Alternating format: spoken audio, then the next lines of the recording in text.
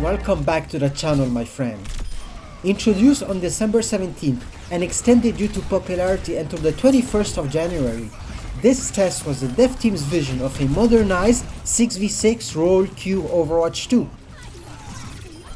The tanks were the spotlight for this first iteration. They redesigned the overall tanking experience by adjusting the power of the tank passives as well as the damage passives, and took some liberties when copying Overwatch 1 philosophies. The best example is Reinhardt being almost identical to his Overwatch 1 version, but Roadhog having Overwatch 1 cooldowns and his ult retaining its Overwatch 2 nuances. DPS and supports getting their numbers slightly tweaked, with some exceptions like the Sojourn or Zenyatta buffs.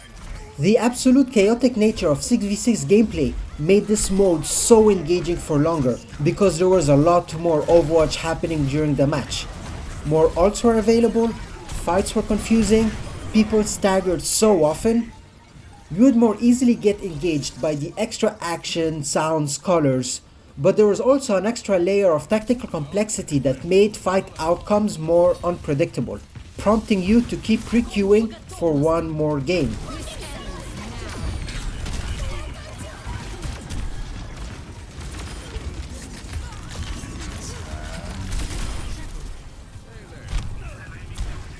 Let's explore what made this first 6v6 222 test extremely popular.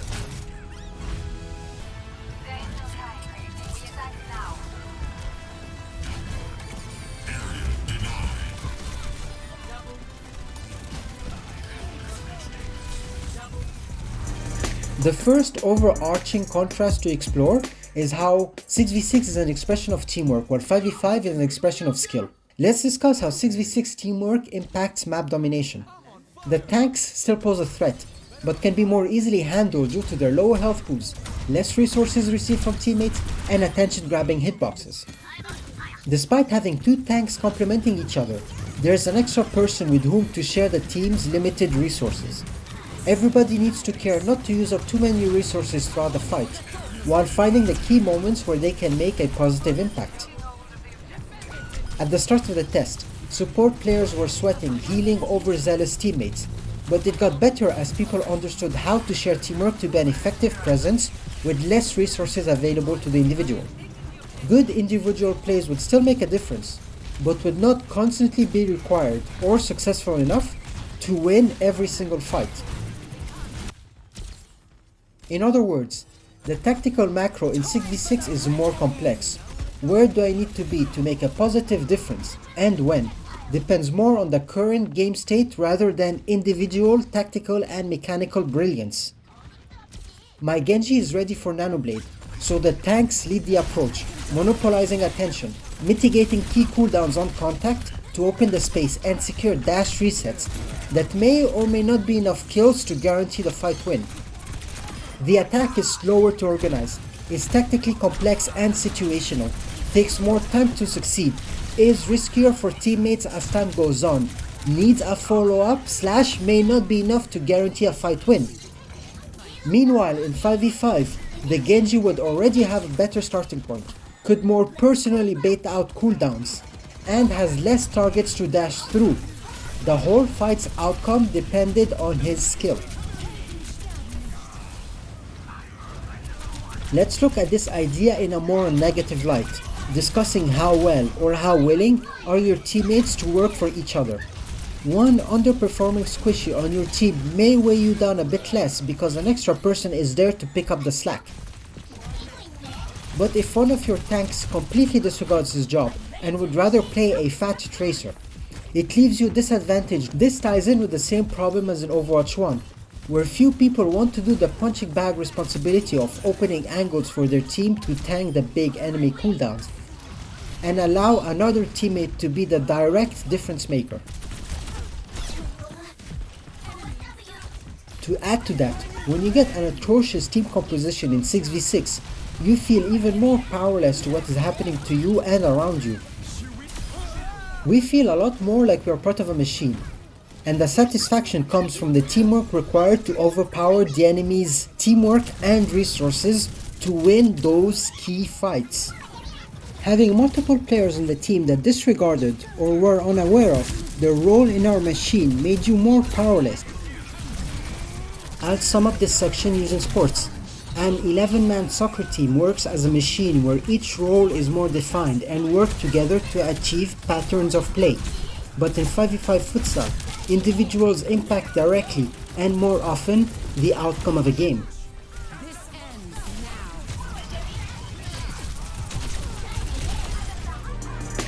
The next big point worth discussing is how the enemy aggro, as well as your team's resources, is shared amongst the members of the team. In terms of teamwork, the second tank helps all elements of the team by lightening the workload of all roles. Having an extra pair of hands with the freedom to assist different parts of the team simplifies the burden of responsibility and allows for tactical flexibility. It is less exhausting for the other roles because the off-tank roams, providing extra tanking, effective follow-up, or efficient peeling where and when as needed. Less workload on the others allows for tactical flexibility in that different elements of teamwork are provided by different players at different moments. This means you do not always rely on the same teammate now that the same amount of responsibility is shared with an extra tank.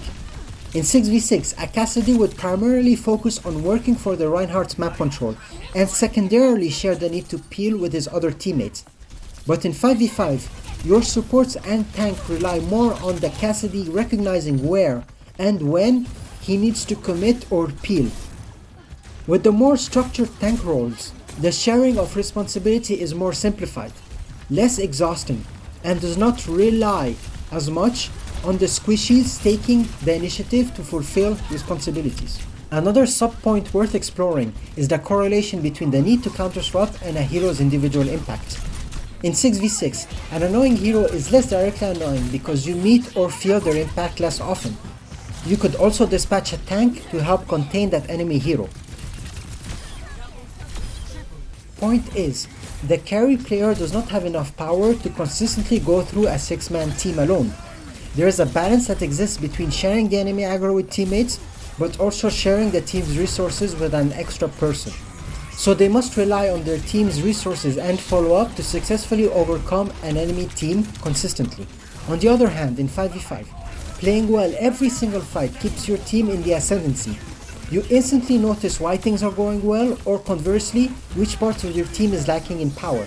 So you would counter-swap to personally have more options when approaching situations, just to survive longer to achieve goals, which by consequence minimizes the enemy's individual impact. The way I see it, because there are less hard stuns in this modern Overwatch 2, tanks and DPS in 6v6 get more freedom to play different heroes as long as they achieve their goals, but not the supports. Doomfist will share the enemy cooldowns with his tank mate, which means generally getting less focused, but the downside being the teamwork needed to share the team's resources to have successful plays.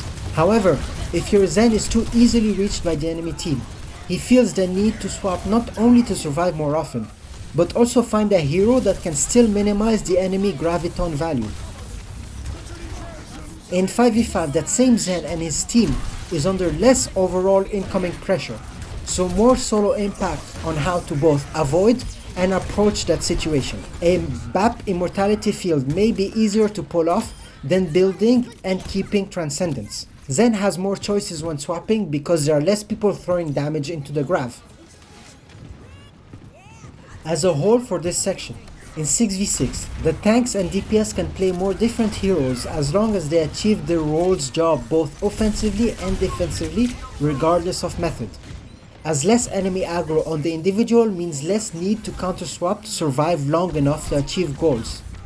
You counter-swapping can help you individually to achieve your role's goal, but does not directly pressure the enemy team as much because your aggro is shared amongst 6 players.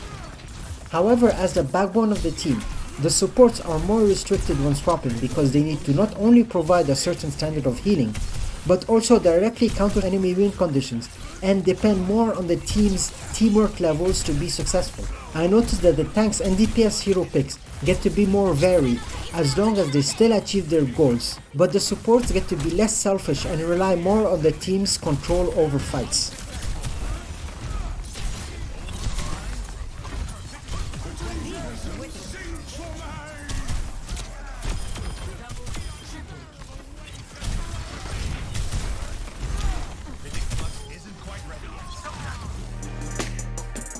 The third big point to talk about is how the technical complexity of 6v6 makes the game more confusing and unpredictable. With that extra tank synergy crowding the space, breaking choke points is a lot more methodical. This comes in two parts. Part 1 is the knowledge of what heroes work especially well on which map. The tank compositions lay a foundation for the rest of the team on how to approach fights. An attack Winston Diva on Gibraltar can use the map geometry to either focus their attack or absorb the aggro of a Ryan Zarya defense. Despite having more frontline damage, the Ryan Zarya defense will eventually crumble because the attacker's dive tanks can more readily use the map space for effective cooldowns. I noticed that in 5v5, that solo tank is an oppressive figure that you have to play around, especially if the map favors that hero pick. Part 2 is the tactical patience needed to open a choke point. Strong tank synergy and defensive teamwork solidifies the defender's map control advantage, meaning that attacking teams who would lose the first fight would often need to be patient to create an opportunity for a well-placed ultimate or ult combo to overwhelm a defense's ult advantage.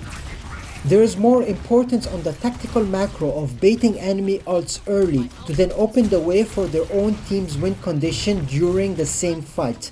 This is why the DPS role may feel more rigid, as it is harder to clutch solo, waiting without getting picked early for their tanks to initially open the way.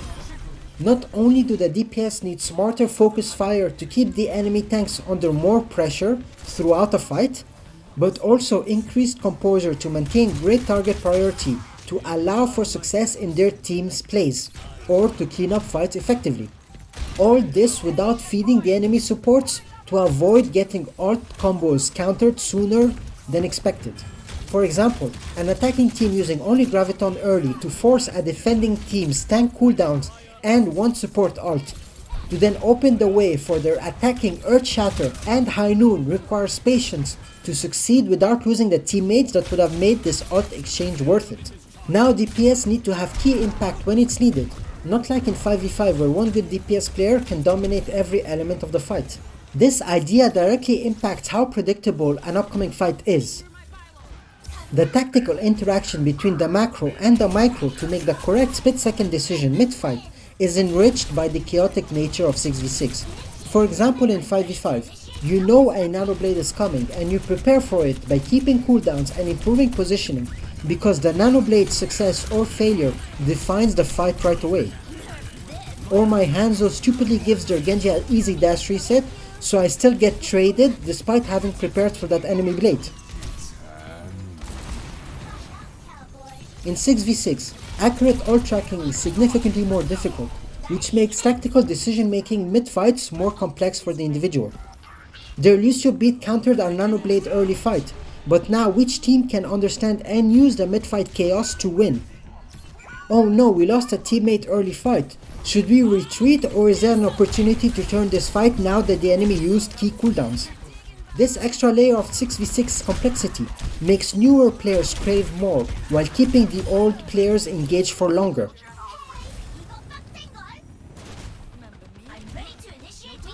I kept requeuing for more games instead of getting frustrated in 5v5 by predictable enemy plays and poor plays by my team. So for this section, I do not feel that the second tank is too oppressive despite the extra start potential, but rather it is nice to have something else to shoot at or somebody else providing protection or playmaking. In my eyes, the second tank is as equally a hindrance or a boost to your playmaking. There is less pressure on the DPS to constantly have impact. Bro, we need to get rid of this enemy Cassidy first to win the fight. But rather bring value at various moments defensively or offensively.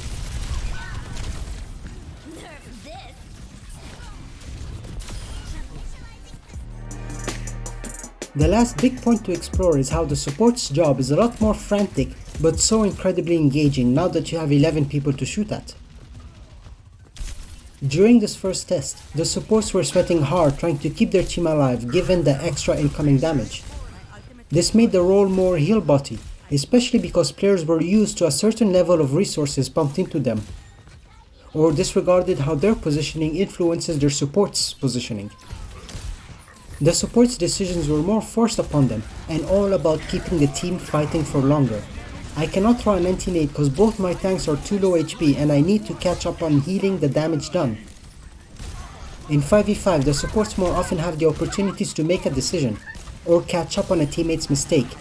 I can either throw the nade now to get that burst healing or throw an anti-nade to dissuade the enemy from pushing my tank further or just keep the nade. In 6v6 you may feel more powerless on support because you have less windows to do critical damage, or that choosing the decision to confirm a kill may lead to a teammate's death. On top of that, teammates expect a certain level of healing and do not enjoy adapting their gameplay to suit a slower backline. So support hero picks often depended significantly on team composition and how to counteract what the enemy team comp is trying to do. With that extra incoming damage, supports will get ults more often, but are pigeonholed into using ults to nullify specific enemy win conditions or to provide for teammates. And if your supports were to play off meta from the start, you would feel that you had less resources than the enemy. On the flip side, supports would also get frustrated that teammates do not care about them.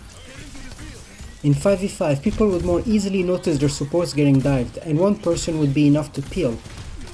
But in 6v6 you'll be lucky if one person turns around to help. With all this extra chaos, people do not realize the need to protect/exhaust resources, or not enough people peel when needed, or even sometimes an enemy taking away your support's attention long enough to get value elsewhere in the fight. Imagine Ana getting dived by Winston D.Va Tracer, and only your Brigitte turns around to peel.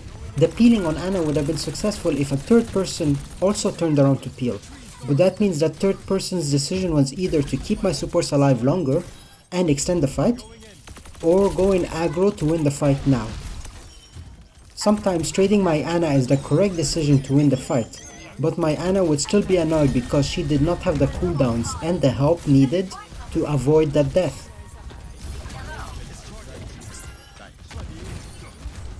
To sum up, the team relies a lot more heavily on your management of their HP, as well as your ult usage to counter an enemy's win condition or to enable a teammate's success. But non-meta support hero picks, reliance on teamwork or on optimal playmaking by your team makes everyone feel more fragile, especially their supports.